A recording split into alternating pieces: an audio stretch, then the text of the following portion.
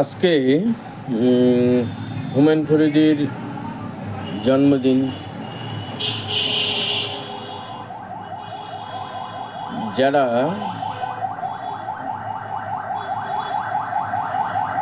যারা নাট্যচিন্তক, অভিনয় দেখেন বা অভিনয়কে বোঝার চেষ্টা করেন বা শিল্প সাহিত্যের সাথে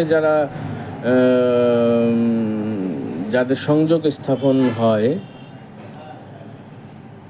তারা স্বীকার করতে বাধ্য হয় নিজের অজান্তে বা চেতনাতে বা অবচেতনাতে একটা পর্যায়ে গিয়ে তারা কি বলে যে বাধ্য হয় যে বাংলাদেশের কিছু মানুষের সাথে অবিচার করা হয়েছে।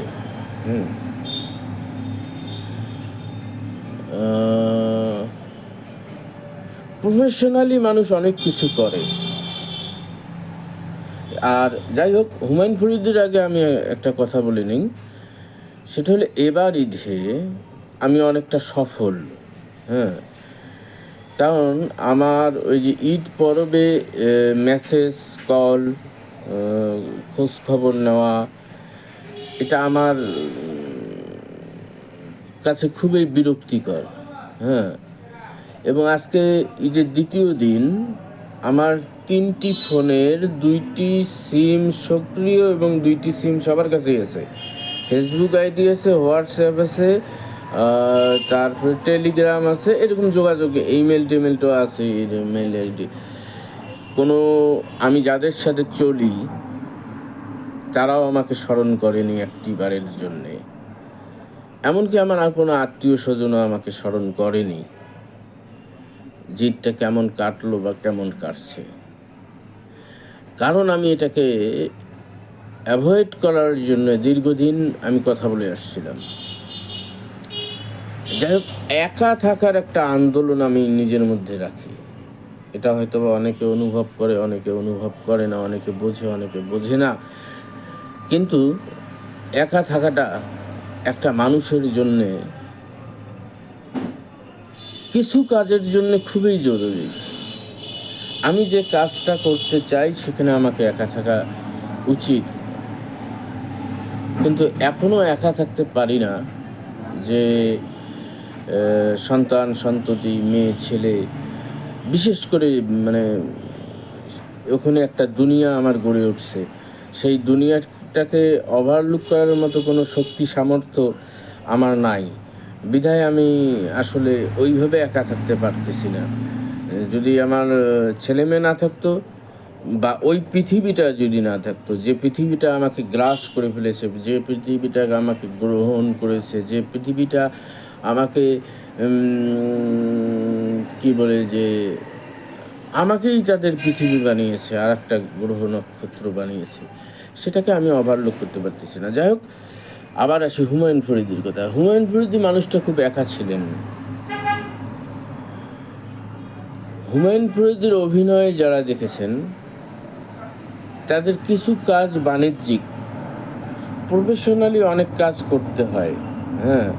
ডাইরেক্টর বলবে, প্রযোজক বলবে, সে কাজটা করতে হয়, ইচ্ছে করলে নাও করা যায়। কিন্তু যখন একটা মানুষের প্রফেশনেই অভিনয় করা, সেখান থেকে তো তার রেভিনিউ আর্ন করতে হবে। সে আর্নিং সোর্সটাকে তো তাকে বন্ধ করলে চলবে না। এমন একটা সময়ে সে বাণিজ্যিক হয়ে গিয়েছিল, যে সময়টা পুরা ইন্ডাস্ট্রিটাই বাণিজ্যিক। সেখানে আসলে আলাদাভাবে করার কিছু ছিল না, যদি সে অভিনেতা হয়ে থাকেন।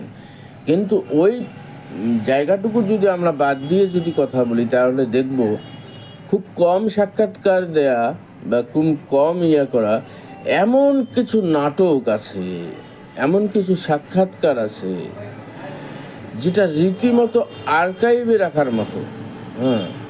বিশেষ করে হুমায়ুন ফরিদী যখন কবিতা আবৃত্তি করেন,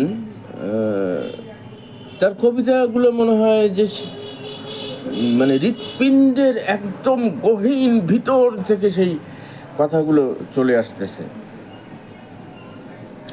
এমনকি সে যখন সাক্ষাৎকারে কথা বলেন, সেই কথাগুলোকেই তার কবিতা মনে হয়, পুরো সাক্ষাৎকারটিকে একটা ছোট গল্প মনে হয়। কারণ উপন্যাস আমি বলবো না, গল্প বলবো না, ছোট গল্প বলবো। থিওরিক্যাল কারণে আমি ছোট গল্প বলতেছি, কারণ ছোট গল্পের থিওরিক্যাল কারণ হলো ওই যে শেষ হয়েও হইল না শেষ, মানে কিছু অংশ আবছা রাখা, কিছু অংশের তালাশ করা, এইটা হুমায়ুন ফরিদির মধ্যে আছে। হুমায়ুন ফরিদের যদি আপনি চোখ দেখেন, সে যখন চোখ দিয়ে তাকায়, সেই হুমায়ুন ফরিদের চোখের মধ্যে যে সমুদ্র দেখা যায়, সে অরণ্য দেখা যায়, সে ভেদ করা আপনার পক্ষে বা আমার পক্ষে পসিবল না। হুমায়ুন ফরিদির হাসির মধ্যে যে বিশ্ব ব্রহ্মাণ্ড কেঁপে ওঠে, হুমায়ুন ফরিদির হাসির মধ্যে যে বিশ্ব ব্রহ্মাণ্ডের মতো অনেক কিছু অপরিচিত থেকে যায়, এই হাসিটাকে আমরা ধরতে পারি না, আমি ধরতে পারি না। হ্যাঁ, আমি কখনোই এই হাসিটাকে ধরতে পারি না। আমি হুমায়ুন ফরিদির সাক্ষাৎকারে দেওয়া হাসি আমি অনেকবার দেখি, বারবার দেখি, যে হাসির মধ্যে কিছু একটা পাই কিনা, কিন্তু আমি পাই না।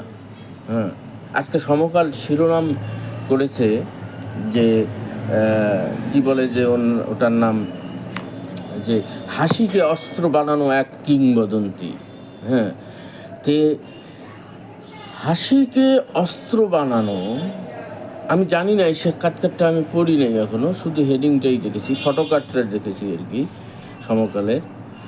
তখনই আমার মনে হলো হুমায়ুন ফরিদিকে নিয়ে আমার অবজারভেশনটা তুলে ধরি। একটা মানুষ এত বিশাল হতে পারে, একটা মানুষ পৃথিবীর সমস্ত রাজনৈতিক বিষয়গুলোকে বুড়ো আঙ্গুল দেখিয়ে শুধু তার কাজটাই করে যেতে পারে, এবং তার কাজটা পৃথিবীর সমস্ত রাজনৈতিক মতধারায় প্রভাব ফেলতে পারে, এরকম কাজ খুব কম অভিনেতা করতে পারছেন। হ্যাঁ, আমরা সহজেই জানি যে মামুনুর রশিদ, মামুনুর রশিদ উনি একটু বাম ঘেরা মানুষ, অনেক অভিনেতারাই বাম ঘেরা মানুষ, আওয়ামী ঘেরা মানুষ, কিন্তু হুমায়ুন ফরিদির কাজ রাজনীতিকে প্রভাবিত করে, রাজনীতির মধ্যে প্রয়োগ করা যায়। রাজনীতি হুমায়ুন ফরিদির কাজকে প্রভাবিত করতে পারে নাই। হুমায়ুন ফরিদি যখন আপনি এখন একটি সাক্ষাৎকার ইউটিউবে দেখেন, যে কোনো সাক্ষাৎকার যেখানে হুমায়ুন ফরিদি হাসছেন, হুমায়ুন ফরিদি হুট করে যখন একটা অ্যাঙ্করের কথায় যখন হাসি দিবেন, সে হাসিটা আপনি ধরতে পারবেন না। আই চ্যালেঞ্জ ইট, যে আপনার কোনোভাবেই সে হাসিটাকে ধরতে পারবেন না। সে হাসিটা কি? সে হাসিটা বিশ্ব ব্রহ্মাণ্ডের মতো, সেখানে অনেক কিছু আছে। কি আছে আপনি জানেন না, কি আছে আমি জানি না। হ্যাঁ, কিন্তু আছে। এই যে আছে, তাকে উপস্থাপন করা এবং কি আছে তাকে সেটা না জানানো, এইটা একটা ক্যারিসমেটিক ব্যাপার হুমায়ুন ফরিদির মধ্যে। একটা হাসির মধ্যে, একটা চোখের মধ্যে একটা সমুদ্র, মহাসমুদ্র, সেই সমুদ্রের মধ্যে আপনি সাঁতার কাটতে পারবেন না, কিন্তু সেই সমুদ্রে কে আপনি অনুভব করতে পারবেন, দেখতে পারবেন। এটাই হুমায়ুন ফরিদি। তার চোখের মধ্যে যে অরণ্য আছে, পাহাড় আছে, এক মানে পাড় থেকে অন্য জায়গায়, অন্য কিনারে, অন্য পাড়ে যাওয়া সম্ভব না, দুর্গম, কিন্তু তার সৌন্দর্য, তার পথে পথে কাটা সব কিছুই আছে, সব কিছুই বিবেচনা করা যায়, সব কিছুই দেখা যায়, সব কিছুই বোঝা যায়, কিন্তু আপনি পাড়ি দিয়ে শেষ করতে পারবেন না। এটাই হুমায়ুন ফরিদী। হুমায়ুন ফরিদীর বলা কথাগুলো যখন কবিতা হয়ে ওঠে, জীবনটা যখন ছোট গল্প, অনেকগুলো ছোট গল্প হয়ে ওঠে, এটাই হুমায়ুন ফরিদী। হুমায়ুন ফরিদীকে সব কিছু ছুঁয়ে দেখার স্বাদ আপনার মিটলেও সব কিছুর সাথে পরিচিতি ঘটার কোনো সম্ভাবনা আমি আমার অবজারভেশনে দেখি নাই। দ্যাট ইজ মানে অনলি 1%, যাকে নিয়ে রীতিমতো গবেষণা হতে পারে, যাকে সে ছিলেন চেইন স্মোকার, সে ছিলেন ইত্যাদি ইত্যাদি, কিন্তু তাকে নিয়ে কখনো বিতর্ক হয়নি। আমরা দেখেছি হুমায়ুন আহমেদের কোথাও কেউ নেই নাটকের দৃশ্যে যখন উকিলের যে অভিনয়টা, আপনি বিশ্বাস করবেন না, বারবার দেখি, স্বাদ মেটে না, তৃপ্তি মেটার যে মানে খেতে খেতে খেতে খেতে গলা পর্যন্ত আনা, গলা থেকে মানে মানে নাকে মুখে পর্যন্ত আনা, এইটা হয় না কখনো। পেটের তার অভিনয় বা তার কাজ সম্বন্ধে জানতে গিয়ে বা ভাবতে গিয়ে বা দেখতে গিয়ে বারবার দেখার পরেও যে ক্ষুধা, সে ক্ষুধার 100% পূর্ণ হয় না, এটাই হুমায়ুন ফরিদী। যাই হোক, খুব কম সময়ের মধ্যে হুমায়ুন ফরিদীকে নিয়ে কথা বলা রীতিমতো দুঃসাহসিক একটা কাজ। তারপরেও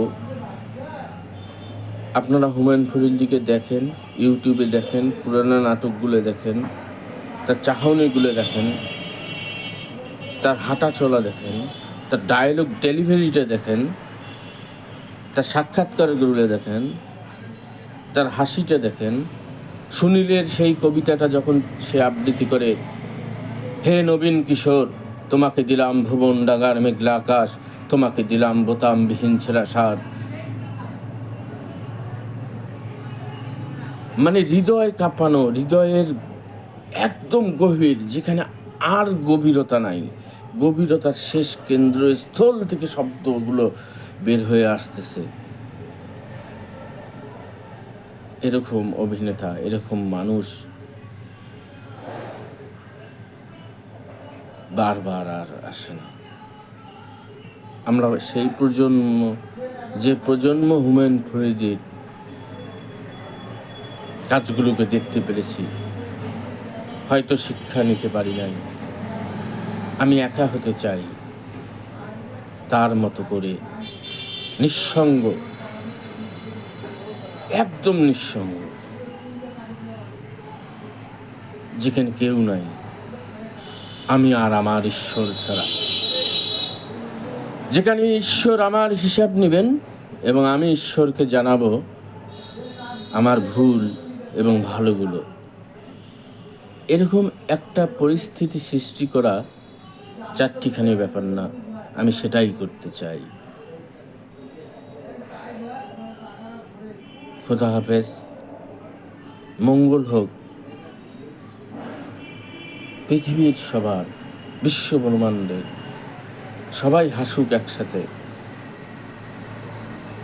পৃথিবী হাসুক, প্রস্ফুটিত হোক প্রতিটি মানুষের হৃদয়, ফুল না ফুটুক, মানুষের হৃদয়গুলো ফুটে উঠুক। আর বাটপারগুলো সম্পর্কে যত কিছু বলার আমি বলবো ইনশাআল্লাহ। খোদা হাফেজ।